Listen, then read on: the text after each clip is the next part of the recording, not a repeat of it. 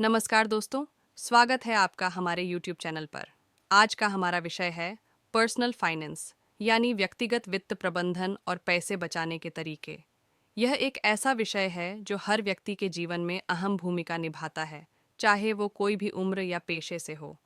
अगर आप सही तरीके से अपने पैसों को मैनेज करते हैं और बचत पर ध्यान देते हैं, तो भविष्य में आपको आर्थिक रूप से मजबूत बनने से कोई रोक नहीं सकता।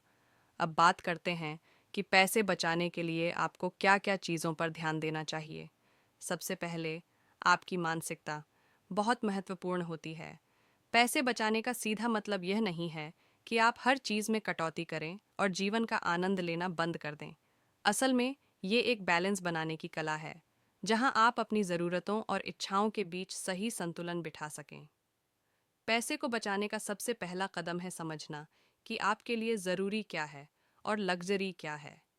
जब आपको इस फ़र्क का एहसास हो जाएगा, तब आप समझदारी से अपने खर्चे कर पाएंगे। अक्सर लोग फालतू खर्चों में फंस जाते हैं, चाहे वह ऑनलाइन शॉपिंग हो, अनावश्यक सब्सक्रिप्शन हो या दोस्तों के साथ हर हफ्ते बाहर खाना। सबसे ज़रूरी है कि आप इन खर्चों को पहचानें और उन पर लगाम कसें। इसके लिए सबसे अच्छा तरीका है एक बजट बनाना। अपने महीने भर की इनकम और खर्चों को अच्छे से प्लान करें।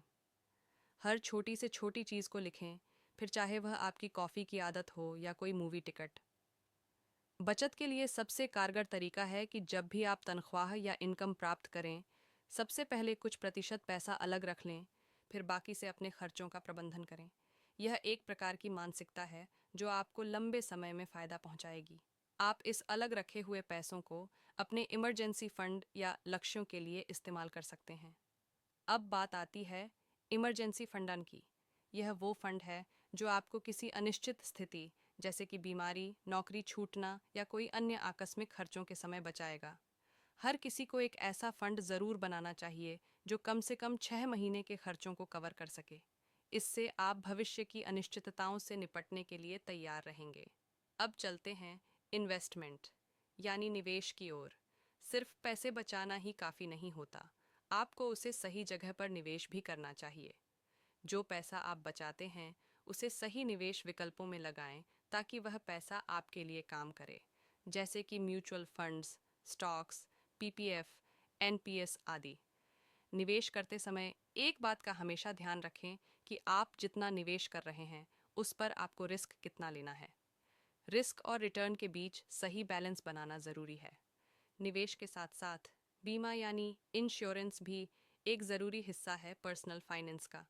चाहे वह हेल्थ इंश्योरेंस हो, लाइफ इंश्योरेंस या फिर आपके महत्वपूर्ण सामान का बीमा, यह आपकी आर्थिक सुरक्षा को और मजबूत करता है। इंश्योरेंस आपको और आपके परिवार को उन मुश्किल वक्तों में सहारा देता है जब आप खुद खर्च उठाने की स्थिति में नहीं होते। अब बात करते हैं कर्ज यानी लोन्स की।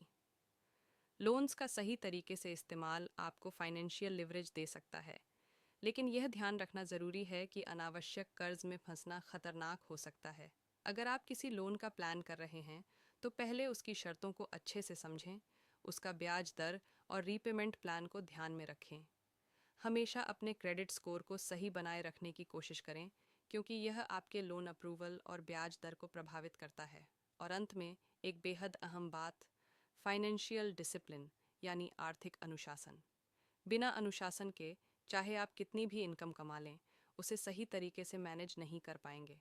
आर्थिक अनुशासन का मतलब है कि आप समय पर बिल्स चुकाएं, क्रेडिट कार्ड का सही इस्तेमाल करें और हर खरीदारी के पहले सोचें कि क्या वह वाकई ज़रूरी है।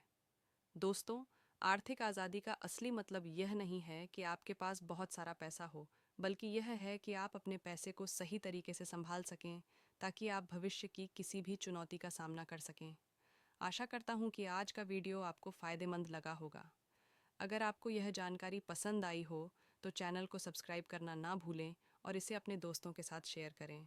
हमारे साथ जुड़े रहें, क्योंकि हम आपको इसी तरह की और भी महत्वपूर्ण फाइनेंशियल टिप्स और ट्रिक्स लाते रहेंगे। धन्यवाद, और अगले वीडियो में फिर से मुलाकात होगी।